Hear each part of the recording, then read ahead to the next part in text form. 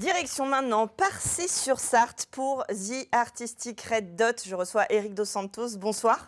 Bonsoir. Alors, vous êtes venu déjà sur le plateau nous présenter cette incroyable galerie au milieu de nulle part et le centre de tout pour le collectionneur sartois ou de n'importe où en France qui a envie de commencer sa collection. Et puis cette année, vous avez franchi le pas, vous nous faites carrément un festival avec 2 slaves d'exposition, des rencontres particulières.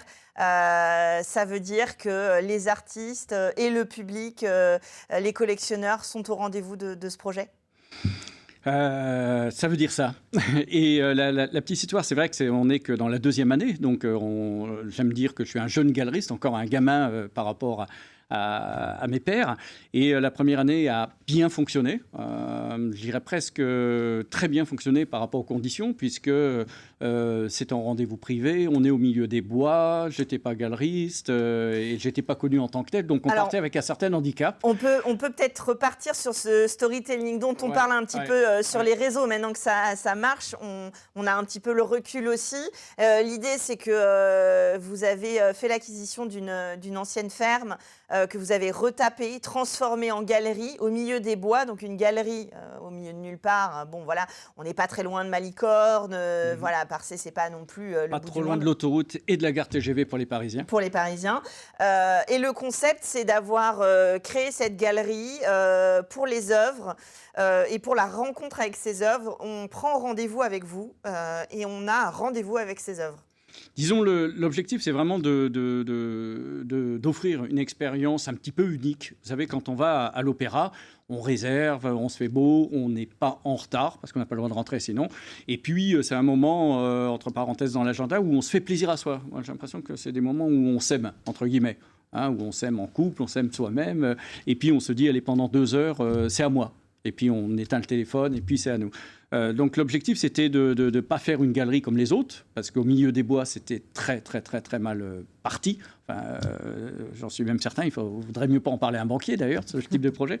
Par contre, à partir du moment où on a une proposition de valeur qui va être l'émotion, l'affectif, la complicité, et puis le côté intime, puisqu'on est tout seul dans la galerie pendant son rendez-vous, je pense qu'on apporte quelque chose de différent. Que peut-être les galeries très classiques et historiques, par exemple de la rue de Seine à Paris. Alors, ce projet un petit peu différent, finalement, le côté challenge, vous l'aviez dans votre vie professionnelle de start-up. Et puis, on va dire, cette découverte du milieu artistique aussi. Il y a l'atelier de Daniel Burgard qui est accolé à la galerie. Ce lien particulier de l'œuvre qui se construit dans l'atelier. Et maintenant, vous allez piocher chez les artistes que vous représentez. Il y a cette histoire en fait que vous racontez et qui est finalement presque aussi importante que l'œuvre elle-même à la fin. Oui, très sincèrement, oui, je peux répondre que oui. Et puis la chose qui est importante, dans la galerie, je décris jamais les œuvres.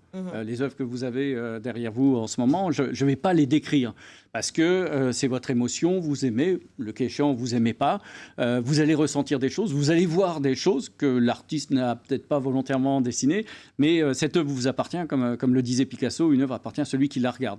Par contre, on va pouvoir parler de l'artiste, on va pouvoir parler de son histoire, on va pouvoir parler de ses différentes écritures, de son évolution, des accidents de la vie qui peuvent se ressentir dans un changement d'écriture, des choses comme ça. Mais les œuvres vous appartiennent à ceux qui les regardent, très sincèrement. Alors, les œuvres appartiennent à ceux qui les regardent. Encore plus, si on finit par les acheter, vous décomplexez aussi l'achat, l'acte d'achat, puisque il faut en parler et c'est important, je le dis souvent dans Culturel, les artistes vivent de la vente de leurs œuvres. Vous êtes galeriste, vous, votre job, si j'ai envie de dire, c'est de vendre aussi ces œuvres-là. Quelque part, ça, on le comprend bien aussi. On vient, si on a une émotion, voilà, on a rapidement le livret qui nous permet de savoir quel est le prix de l'œuvre. Et c'est pas un gros mot. Tout le monde est accueilli et a ce rapport privilégié parce qu'il faut prendre rendez-vous. Mais finalement, Ketsen, c'est des fois un peu compliqué de pousser la porte de certaines galeries qui vous regardent de haut s'ils pensent que vous n'êtes pas le profil qui va pouvoir acquérir l'œuvre. Là, c'est, on va dire, le gros mot un peu expérience d'achat qui est aussi un petit peu particulière. Et quelle que soit la personne, on a des jeunes personnes donc avec des moyens financiers correspondant à leur âge, qui achètent leur première œuvre chez nous et qui peut être une gravure de quelques centaines d'euros ou même des fois en dessous de 200 euros.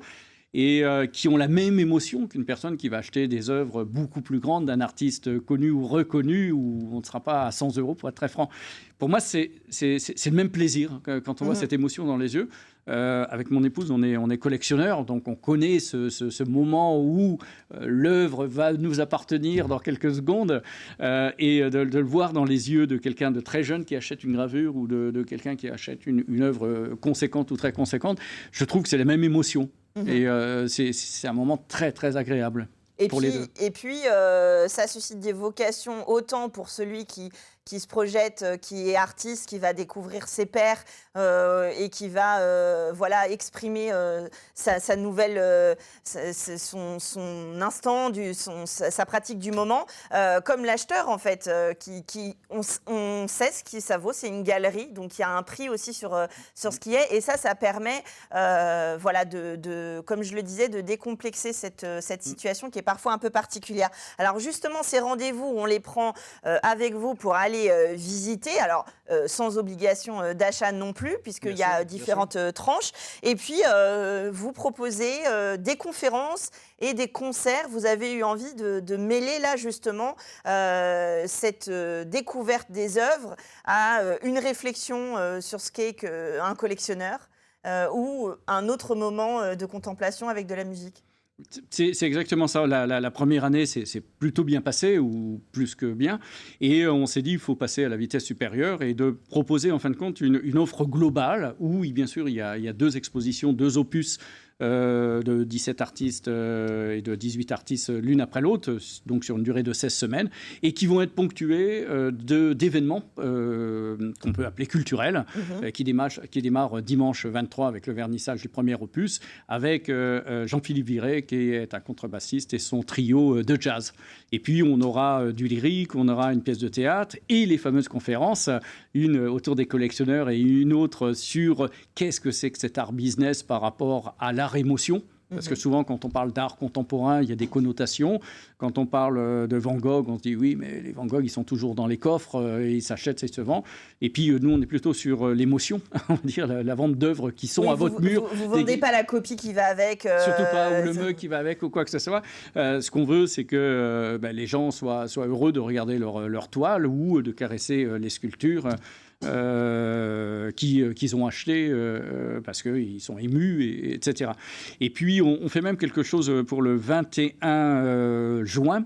C'est un dîner en blanc. Alors, c'est très parisien, peut-être un restant de Paris. C'est qu'on offre les tables, les chaises et la bonne humeur, et chacun arrive avec son pique-nique. Et comme c'est le 21 juin, celui qui a un instrument pourra venir faire la fête de la musique à la sonnerie autour de toutes ces œuvres. Alors, il y a aussi le 9 juillet une performance à 4 mains entre Rogine Doré et Daniel Burgard, justement. Là, vous renouez avec la scène contemporaine telle qu'on peut se la représenter sur une sorte de... une performance, un happening, enfin voilà, de voir les artistes créer en direct, ça va être quelque chose, ça aussi. Alors, c'est une toile de 2 mètres sur 2 mètres, donc mais ils ont 4 mains, donc on est parti sur un grand format. Et c'est 2 artistes complètement différents au niveau de leur écriture picturale, puisque Rogine Doré fait de l'abstrait, couleur ou noir et blanc. Et puis, Daniel Burgard a son écriture avec ses fameux hommes-oiseaux, donc du figuratif. Et elles n'ont pas le droit de se parler avant, et elles respectent la chose, et elles ont 2 heures pour faire une œuvre. Ce qu'on constate souvent dans ces cas-là, c'est quand ça fonctionne bien et il faut que ça parte, en une demi-heure, le jet est fait. Ça marche ou ça marche pas. La finalisation. Et après, c'est la finalisation. Alors, donc c'est quelque chose d'assez étonnant parce qu'elles ne savent pas au moment où elles démarrent, où il y a le go, elles ne savent pas du tout. Oui, c'est ça, il n'y a pas le travail de recherche qu'il peut y avoir avant. Il y a le jeu, elles ont la maturité pour jouer le jeu, bien sûr. Ouais, et c'est d'autant plus angoissant qu'enrichissant pour ces 2 artistes, abstraits et figuratifs, de partir en live comme ça. Alors, j'ai une question pour le galeriste que vous êtes. Comment Est-ce que ça se monétise une performance? Est-ce qu'on vend le tableau après ou est-ce qu'on vend l'expérience de ce challenge de lancer les 2 artistes sur une toile de 2 mètres? Alors, le travail appartient aux 2 artistes. Ensuite, il y aura peut-être des gens qui vont être acquéreurs de l'œuvre. Et comme vous avez dit, je ferai mon métier à ce moment-là pour défendre au mieux ces 2 artistes.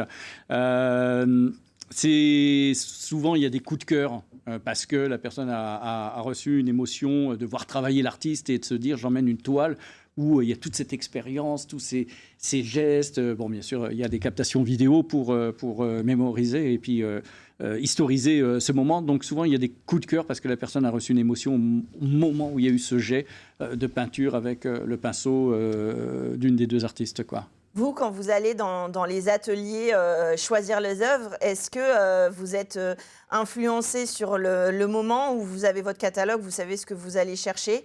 Qu'est-ce que vous privilégiez en tant que galeriste pour après? Parce que nous, finalement, on a l'artiste, on a l'œuvre sans l'artiste. C'est vous qui faites le lien entre les 2? Alors, je suis un petit peu organisé, il paraît. Donc, en règle générale, il y a un gros travail de sélection en amont. Et la difficulté, je ne peux pas beaucoup sortir, en fin de compte, c'est-à-dire partir sur une sélection, puis vous arrivez chez l'artiste, vous repartez avec une autre sélection, dû au fait qu'il faut qu'il y ait un fil conducteur entre les 17 artistes.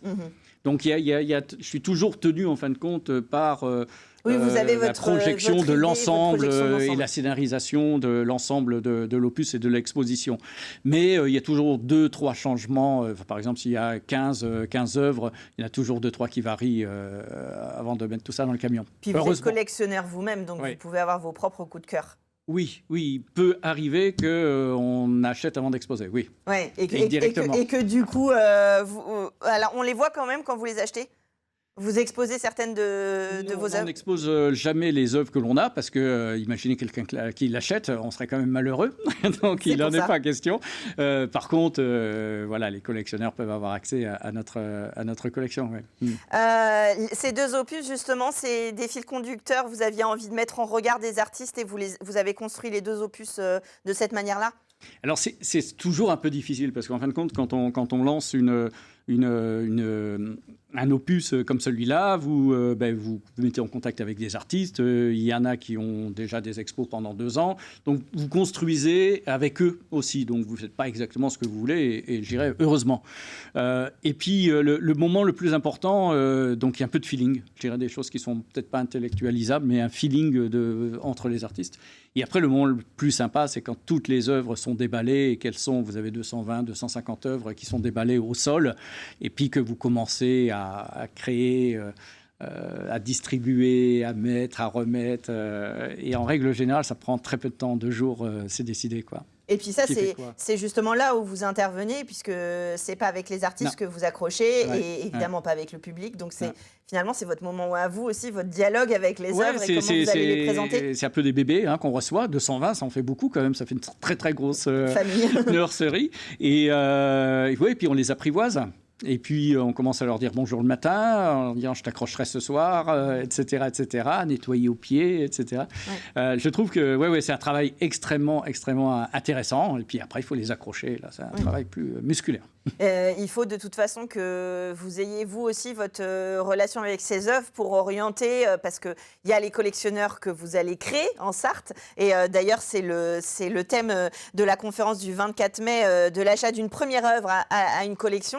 Donc évidemment, vous allez certainement susciter des vocations pour de nouveaux collectionneurs. Et puis, il y a peut-être aussi les collectionneurs que vous connaissez, des artistes aussi qui sont eux-mêmes collectionneurs, où là, vous allez connaître un petit peu l'orientation peut-être des gens à qui vous allez faire la visite. C'est assez rigolo. On a une bonne connaissance de nos collectionneurs ou de nos amateurs d'art, peut-être dû à mon métier précédent, la connaissance client, entre guillemets. Mais donc, on fait des paris. Je sais qu'il y a des œuvres, par exemple celle qu'il y a derrière vous pendant l'émission, où je pense à des gens. Et je suis sûr que je vais me tromper, heureusement. Parce qu'ils vont faire complètement le contraire. Rien que le fait de le dire, ils vont faire le contraire. Mais je trouve qu'il faut rester très, très, très... En gros, mon métier, c'est de présenter. Et bien sûr, l'émotion de chacun disposera.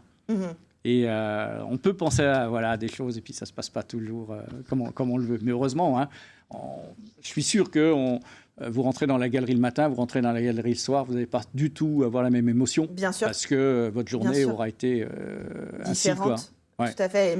Et la lumière, tout. Vous savez, il y a certains, on a tous, les galeristes, on a tous vu des gens qui rentrent dans une galerie qui disent oh, ça, jamais. Et puis, voilà, la personne vient une fois, 2 fois, ou des fois, au bout de 2 heures, elle repart avec le jamais. Donc, ainsi, l'homme est fait, quoi. Et c'est un métier, et c'est intéressant d'en parler justement, d'expliquer tout ça, de vulgariser le métier de galeriste et l'achat d'œuvres d'art. Et puis j'ai envie de dire, c'est testé et approuvé, je l'ai vécu, et les équipes d'LMTV l'ont vécu aussi, de découvrir ces œuvres de manière un peu différente. On n'a pas ça, je ne sais pas ailleurs en France, mais en tout cas ailleurs en Sarthe, c'est certain. On rappelle donc les dates d'aujourd'hui au 29 mai, c'est le premier opus.